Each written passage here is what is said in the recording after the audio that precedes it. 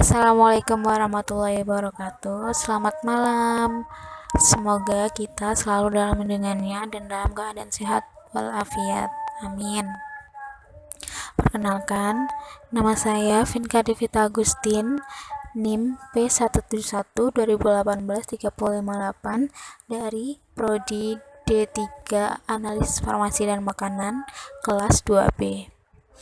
Di sini saya akan memperkenalkan kepada kalian tentang apa itu hidroklorotiazid.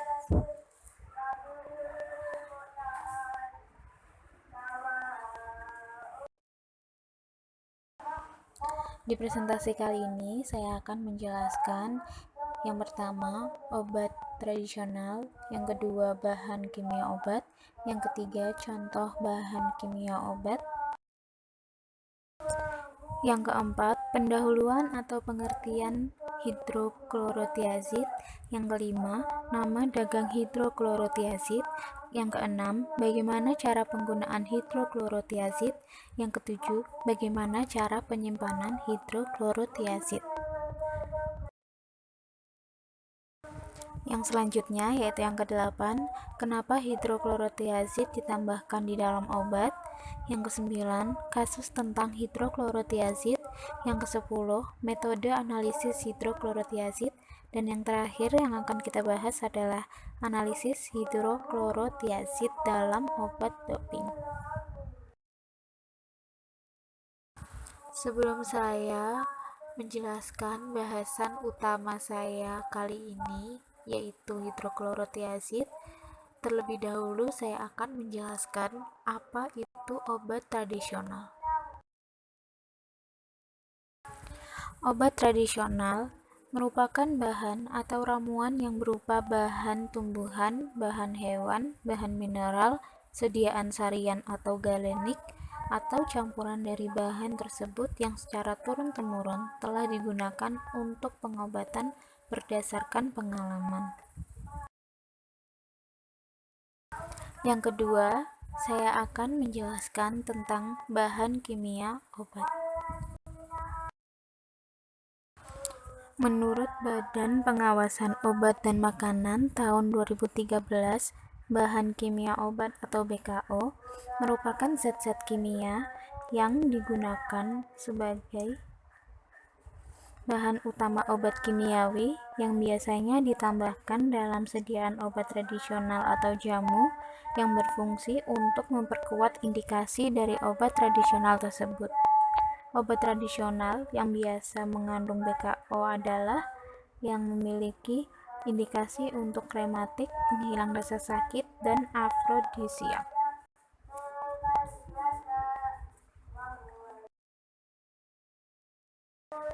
Yang ketiga, saya akan memberikan contoh tentang bahan kimia obat yang ditambahkan di dalam obat tradisional.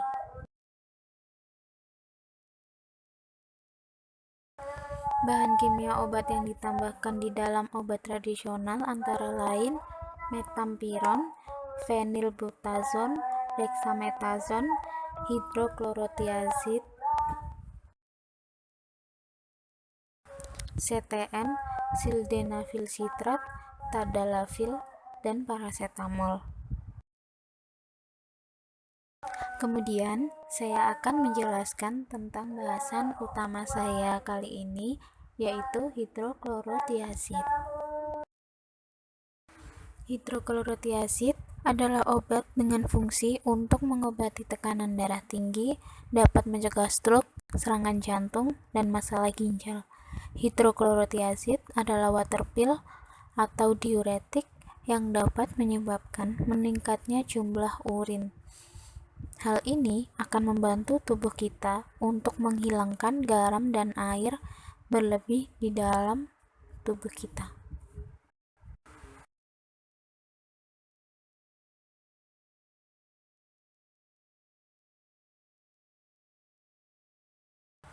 Nama dagang dari obat hidroklorotiazid dapat dilihat pada tabel di atas. Ada beberapa macam nama dagang obat hidroklorotiazid, antara lain Biscoplus, Hiazar, Bisopropyl fumarat 5 mg plus hidroklorotiazid 6,25 mg, Irtan plus, Blopres plus 16, Lodos, dan lain-lain.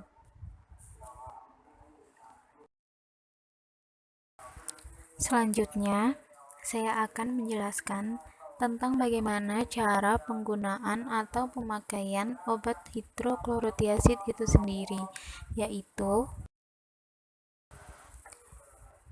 dengan mengikuti resep yang diberikan oleh dokter atau apoteker, biasanya sehari sekali pada pagi hari dengan atau tanpa makanan.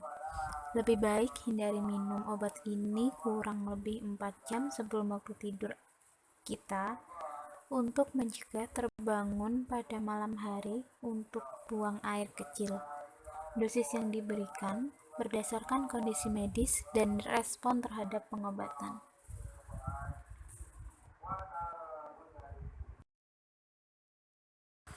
Lalu, bagaimana cara penyimpanan obat hidroklorotiazid yang baik dan benar? Tata cara penyimpanan obat hidroklorotiazid yaitu diletakkan pada suhu ruang.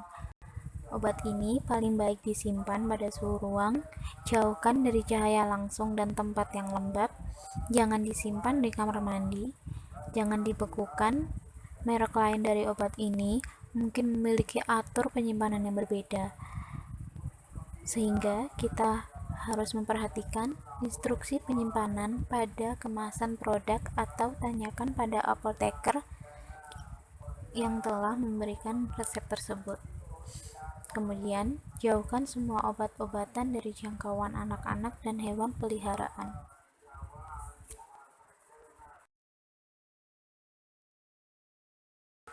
Selanjutnya, kenapa hidroklorotiazid ditambahkan di dalam obat?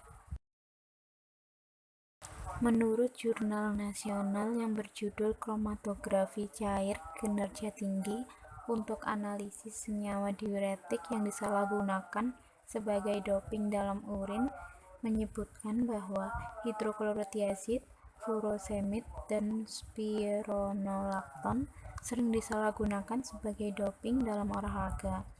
Dalam berbagai event olahraga, terutama pada cabang olahraga dengan parameter berat badan sebagai acuan perlombaan, beberapa atlet menurunkan berat badan secara cepat dengan mengkonsumsi senyawa-senyawa diuretik dengan tujuan agar dapat masuk ke dalam klasifikasi berat badan yang diinginkan. Di samping bertujuan menurunkan berat badan, beberapa atlet olahraga menggunakan senyawa diuretik untuk menutupi penggunaan doping dengan mengencerkan sehingga konsentrasi senyawa doping menjadi sangat rendah dan tidak terdeteksi pada pemeriksaan urin.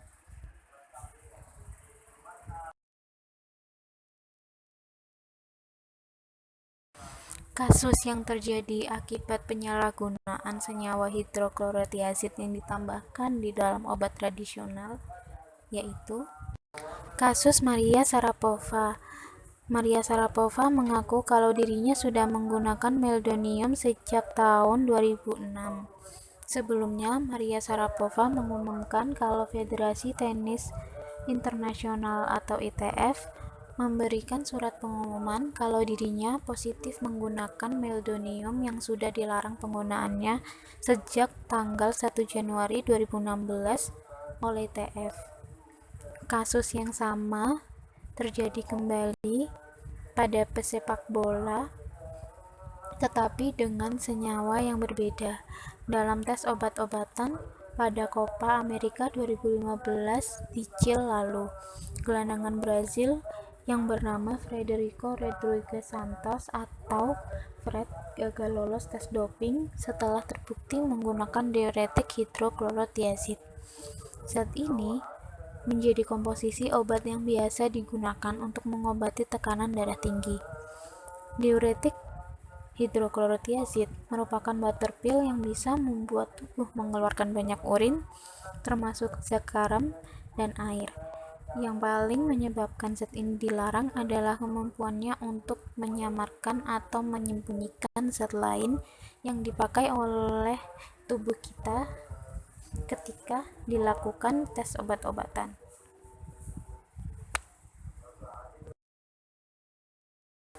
Untuk mengetahui adanya hidroklorotiazid dalam obat tradisional, diperlukan metode analisis yang sesuai dengan senyawa yang akan dianalisis. Metode analisis yang sesuai untuk menganalisis atau mengidentifikasi senyawa hidroklorotiazid di dalam obat tradisional ada dua metode yang dapat digunakan, yaitu pertama, kromatografi cair kinerja tinggi, yang kedua, spektrofotometri UV vis. Kelebihan dari metode kromatografi cair kinerja tinggi atau bisa disingkat dengan KCKT adalah ketepatan analisis dan kepekaan yang tinggi serta cocok untuk memisahkan senyawa-senyawa non-volatil yang tidak tahan pada pemanasan. Sedangkan spektrofotometri UV vis mengacu pada hukum Lambert-Dill apabila cahaya monokromatik melalui suatu media atau larutan, maka sebagian cahaya tersebut akan diserap, sebagian dipantulkan, dan sebagian lagi akan dipancarkan.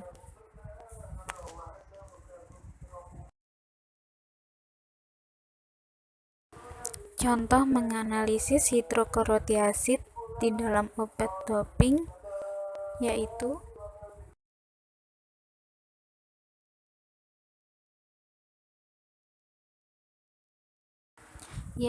dibutuhkan alat dan bahan sebagai berikut. Untuk alat yang diperlukan antara lain kromatografi cair kinerja tinggi, kolom Likrochart J18, spektrofotometri UV vis, pH meter, timbangan, mikropipet, vortex, dan alat gelas. Sedangkan bahan yang dibutuhkan antara lain baku pembanding hidroklorotiazid, furosemid, spironolakton, urin manusia, aseton nitril pro HPLC, aquabides atau aquades, dinatrium hidrogen fosfat, etil asetat, dan amonium klorida.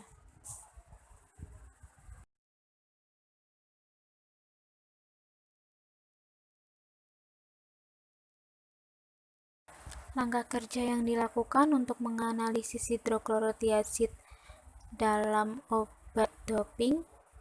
Yang pertama adalah penentuan panjang gelombang deteksi pada daerah UV. Langkah kerjanya, pertama, diencerkan larutan baku hidroklorotiazid, furosemid, dan spironolakton dengan fase gerak hingga didapatkan konsentrasi masing-masing sebesar 10 ppm, 5 ppm, dan 20 ppm. Selanjutnya, diukur spektrum absorpsi masing-masing senyawa pada rentang panjang gelombang 200 sampai 400 nanometer menggunakan spektrofotometer UV vis. Dan yang terakhir, spektrum absorpsi hidroklorotiazid, furosemid, dan spironolakton ditampilkan secara tumpang tindih atau overlay. Langkah kerja yang selanjutnya yaitu penyiapan sampel. Yang dilakukan pertama adalah disentrifugasi urin yang akan digunakan, kemudian dipipet sebanyak 2 mili dan dibasahkan dengan menambahkan 200 mikroliter larutan 10% dapar salmiak pH 9,5, kemudian diekstraksi 2 kali dengan 5 ml etil asetat. Selanjutnya, dipisahkan lapisan etil asetat lalu diuapkan pada kondisi vakum hingga kering dan menghasilkan residu. Lalu, direkonstitusi residu dengan 200 mikroliter campuran asetonitril banding dapar fosfat dengan pH 3 dengan perbandingan 1:1. dengan bantuan vortex. Yang terakhir, disaring menggunakan membran filter 0,45 mikrometer. Langkah kerja yang selanjutnya yaitu penentuan kondisi optimum kromatografi cair kinerja tinggi. Yang pertama, dipilih kondisi optimum dengan cara pemilihan kolom serta pemilihan komposisi dan pengaturan laju campuran asetonitril banding dapar fosfat pH 3 sebagai fase gerak. Dan yang kedua, penentuan kondisi optimum berdasarkan uji kesesuaian sistem dengan menguji parameter resolusi, selektivitas, faktor kapasitas, dan angka lempeng teoritis. Langkah kerja selanjutnya, uji kesesuaian sistem, yaitu dengan menginjeksi larutan standar hidroklorotiazid 10 ppm, larutan furosemid 10 ppm, dan spironolakton 30 ppm masing-masing sebanyak 6 kali. Kemudian, digunakan fase gerak campuran asetonitril dengan dapar fosfat dengan pH 3 secara gradien pada suhu 25 derajat Celcius dan detektor pada panjang gelombang 229 nanometer.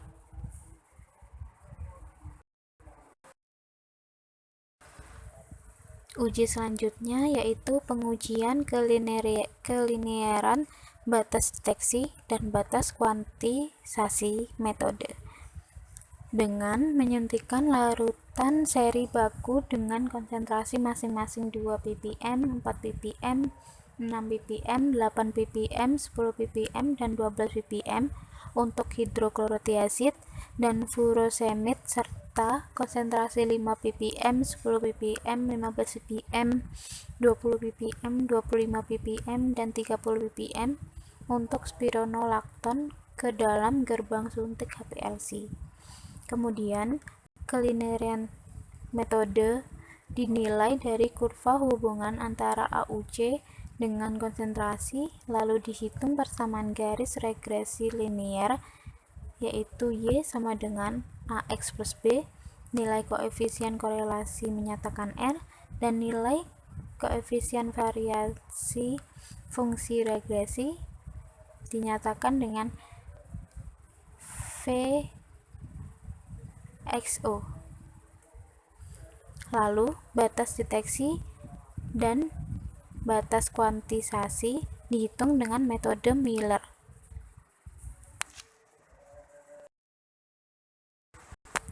Selanjutnya, penentuan perolehan kembali atau akurasi dan presisi metode dilakukan dengan menentukan parameter kecermatan dengan cara menghitung persen perolehan kembali melalui speak placebo recovery method. Kemudian dianalisis masing-masing sampel urin dengan 3 kali replikasi dan dihitung perolehan kembali absolutnya yang dari masing-masing senyawa. Kemudian didapatkan presisi dengan menghitung koefisien variasi tiap analit. Dan penentuan yang terakhir yaitu ketegaran metode. Dilakukan penentuan ketegaran metode menggunakan cara OVAD atau one factor at time dengan membuat variasi perubahan laju alir fase gerak. Dari hasil yang didapatkan diperiksa kembali secara statistik dengan menggunakan metode ANOVA.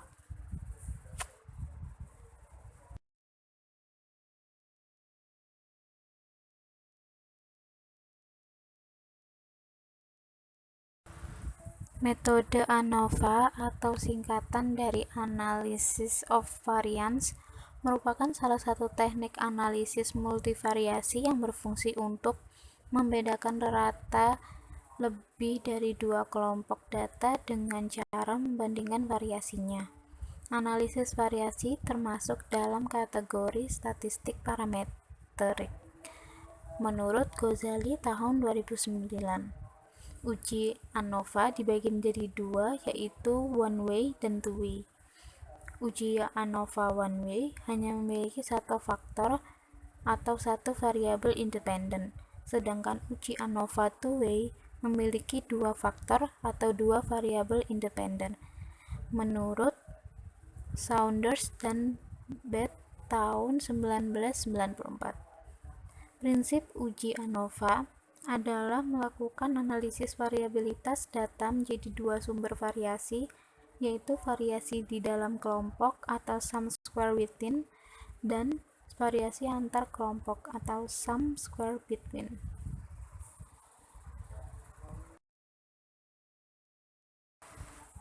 Langkah kerja dari uji ANOVA ialah dihitung sum square between atau SSB dan ditentukan DF untuk SSB, lalu dihitung mean square between atau MSB.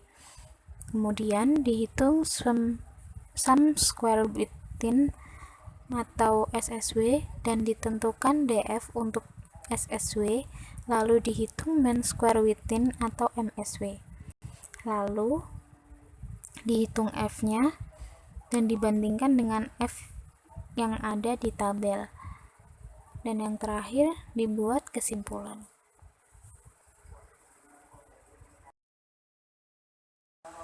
Sekian penjelasan tentang hidroklorotiazid dalam obat tradisional yang dapat saya sampaikan.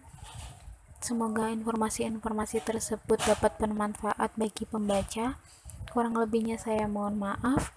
Wassalamualaikum warahmatullahi wabarakatuh. Selamat malam semua.